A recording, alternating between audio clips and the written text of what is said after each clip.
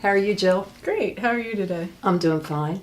Jill, we're here today for you to tell us your story about building a wonderful fragrance business, but also your story of just where you wanted to go in life. So if you would just tell us about your name. Okay. Because I think it's so important. Well, it's Jill Nadine Clements, and Nadine in my middle name means hope, and my company name I renamed it Nadina Cremes because it's my name Nadine in Swahili. When I crossed Africa, Swahili people would say, we say that Nadina, introducing Nadine. So I came back, the company grew very big, but prior to that I was a graduate from Texas A&M in environmental science. And I was trying to find my way to save the air, the water, the trees.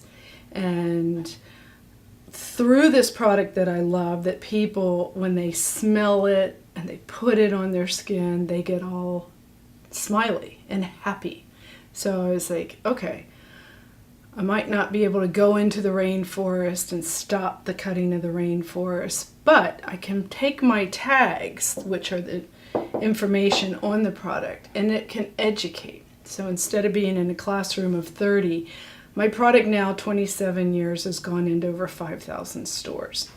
So our tags folded open and showed the canopy and Rainforest Action Network's address, and sure enough, they sent me a testimonial of how thousands of people contacted them. And Grateful Dead was there, and we did a dinner fundraiser. I was to be a host, guest, anyhow, and all Grateful Dead got one at their place. Well, let's tell everyone about your product because it's a wonderful product. Yes, the uniqueness, I guess I would say, because if you go on the market, there's so many chemicals in the products. Mine is a pure coconut oil, almond oil, aloe vera, and beeswax. That's it. And then we scent it with the different scents. So the different colored tags, and that's been redone from my new location in Hawaii, where we're manufacturing the product in Hawaii too and selling it. So that identifies the different scents. As you can see on the 1 ounce, these are kind of like a travel size. But I grew up near a plastic plant in Houston. My father was one of the top of NASA, so I grew up I call it a NASA brat versus the Air Force or Army or whatever. And we had a plastic plant near us, and it smelled toxic, very toxic. And after a critical car wreck, I was very sensitive to all that. You were in a critical car wreck? Mm-hmm, at 15. And so I looked for a different alternative to packaging, and that's when I came up with this pottery. This is one of my first potters from. Let me back up for a second. Sure. You told me that you had gone to a Renaissance festival, and that was Yes. like a big moment in your life. Well, that's the part that I really love to tell people. You've got to believe in your dreams. From 15 to 20, I really wanted to be in the Renaissance Fair. My parents and I would go to the Houston one. And I thought, what could my craft be? And then I said, no, I got to go to college and get a real job. So I went to college, 5 years at Texas A&M. And you studied? Environmental science and geography, under the field of geography at A&M. And then I got out, and I had bought the cream because a different person did it at the Renaissance Fair in Dallas. You bought what kind of cream? The same kind, little different, because what I did was, when we separated, I worked in the Renaissance Fairs for 3 years. Then after crossing Africa, I had started getting 5 accounts. Whole Foods was one of the first. Awesome. I know. Amazing spa in Santa Fe, amazing 5-star hotel in Dallas. I traveled a lot. And so I said, I'm going to make it myself. And the gentleman, the Renaissance Fair, and I broke apart. He still does the Renaissance Fair. That's his love. And he never liked going out and meeting the people or meeting the potters. And so then I started making it at my grandmother's kitchen. In 2 years, it went to $1 million company in Baltimore. Wow. I was best of Baltimore, entrepreneur, woman under 20, or 40. 40. Well, that's okay. 20, 40, 60 almost now. So I started knocking on potters' doors, and I really did want to meet every potter I could. And it's been amazing who all I've met. But yeah. we're segueing a little bit quickly here. Tell us about the ceramic part versus the fragrance part, because how did those two come together? So I didn't want it in plastic. Okay. Okay. And I wanted it in beautiful handmade collectible pottery. But then, after we got really big, sure enough, I'm at the Clearwater Revival Show on the Hudson to save the Hudson. I've always done environmental things. Somebody said, they didn't know it was me, and they said, just tell Nadina, she's all environmental, but we don't have any refills. So I did come out with the refill. A refill in plastic. Yeah, right. And what else? you can What recycle can you do? it. What can you do? Exactly. And it does is help recyclable. refill. And we do has a half number gallon and underneath. even gallon sizes. Great. So. And then the other environmental things, if I may, that have happened along the way. Yeah. And social, may I say. I've always been on the rainforest. So Rainforest Action Network got a lot of money. In the days... Excuse me, let me back up one more time. When you were in Africa, were you then aware of a rainforest? Or were you aware of rainforest before you went to Africa? I could cry right now.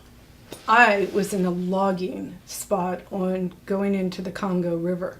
And I'm telling you, the size of this wall was the girth of the trees. Non-stop. This is 1989. And...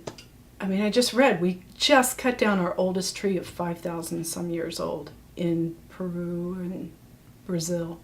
And the rainforest in Brazil, a football field is second.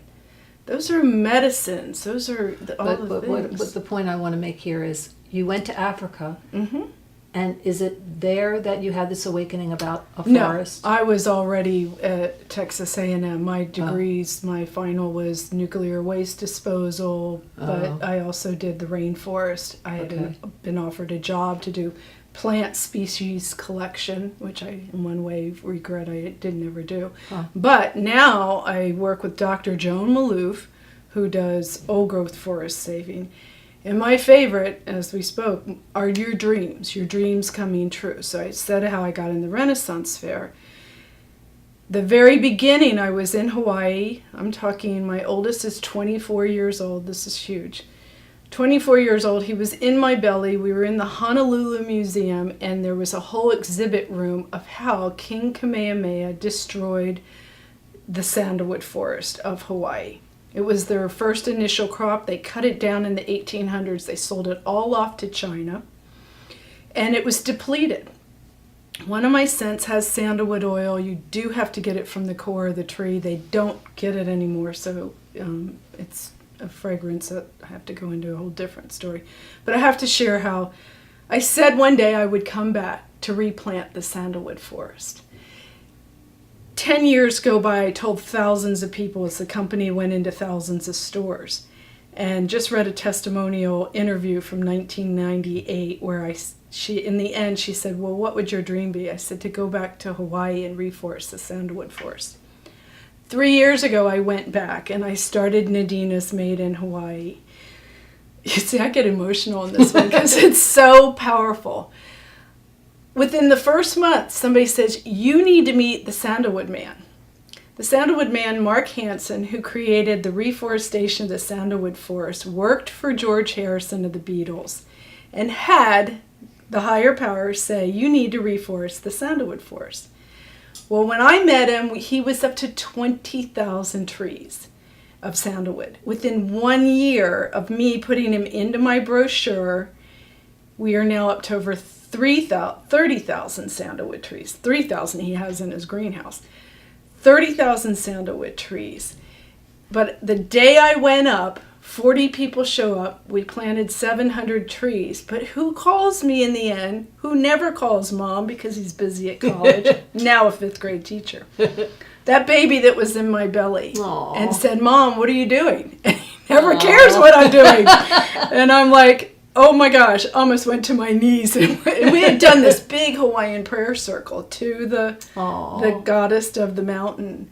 And I've been planting, I've personally, with my own hands, planted over 500, maybe more now, sandalwood trees. I've definitely helped in the greenhouse. That's a great story. And told many other people, so. Okay, let's talk about the scents. Okay, the scents, I have different ones. Sunshine, lemon, orange, and bergamot. Very good for uplifting and anti-depression. And it's a real nice, it's my afternoon coffee because I don't like coffee. It'll mess me up in the evening. I love it in the morning.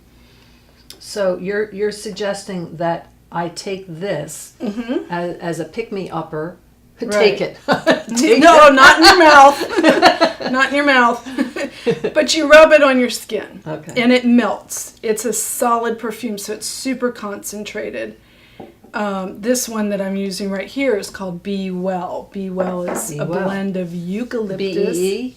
B-E. B-E. I actually have that helping the bees, but Be Well, eucalyptus, lavender, and rosemary. Very good for bronchial, deep tissue massage, opening up the lungs.